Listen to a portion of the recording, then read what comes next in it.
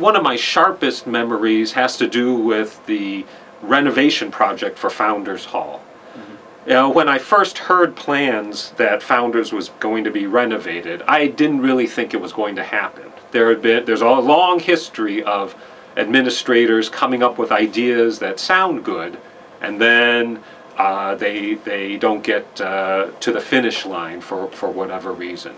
When it became clear that Founders was going to be renovated, when they started tearing apart the insides and you saw plastic wrapping the building, then I thought, okay, this was going to be a big change. I teach a class called the 21st Century Career Search, which is mainly for juniors and seniors transitioning from Juniata to whatever their world is going to be after graduation. And we do mock interviews in there, and I had President Kepple in to do the mock interviews with some students, and I really appreciated kind of the fact that he was willing to do things like that when he had the time and availability, because I know a lot of campuses, students have no idea who the president is and don't really have an opinion on him or her. But at Juniata, at least, I think students knew who he was, staff knew who he was, and whether they agreed with all that he did or not, at least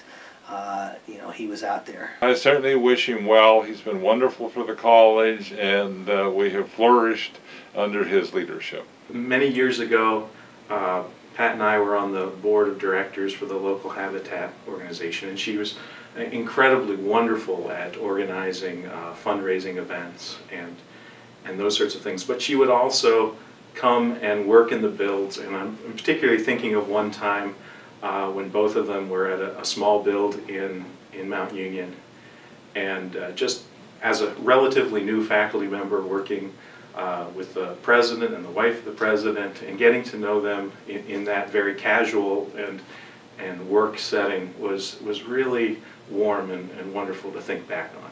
He's had 14, 15 years is I think better than double the average tenure for a college president at a single school. Juniata has been a little unusual in terms of often having presidents who serve for long times. We've often been big beneficiary of that fact.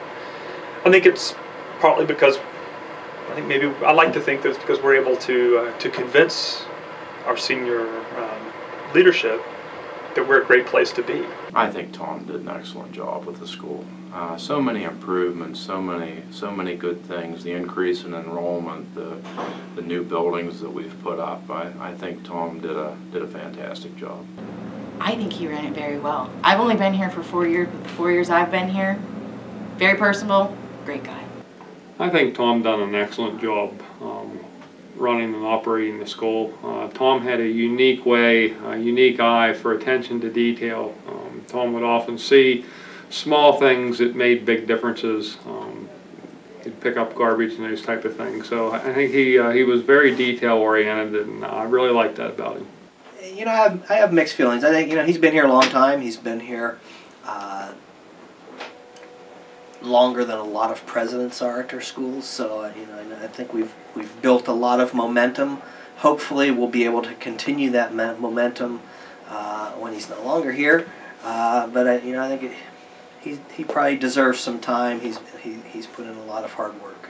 It's always a little sad to lose someone who's been doing a good job, but it's also I'm sure he needs a break. He needs to step away from the pressure cooker of being the president, and so I think although we'll miss him, he needs a well-deserved rest. It was neat the way Tom would always know everyone by name, call everybody by name when they would see them, and very approachable gentleman. You could go talk to him without being concerned, and just a wonderful asset to the college. It's kind of a double-edged sword. I certainly think he's done his time, and he's done his time well. I wish him all the best in retiring. The college will certainly miss him. We'll be moving into a whole new chapter here. So, but I think Tom did well, and I wish him well.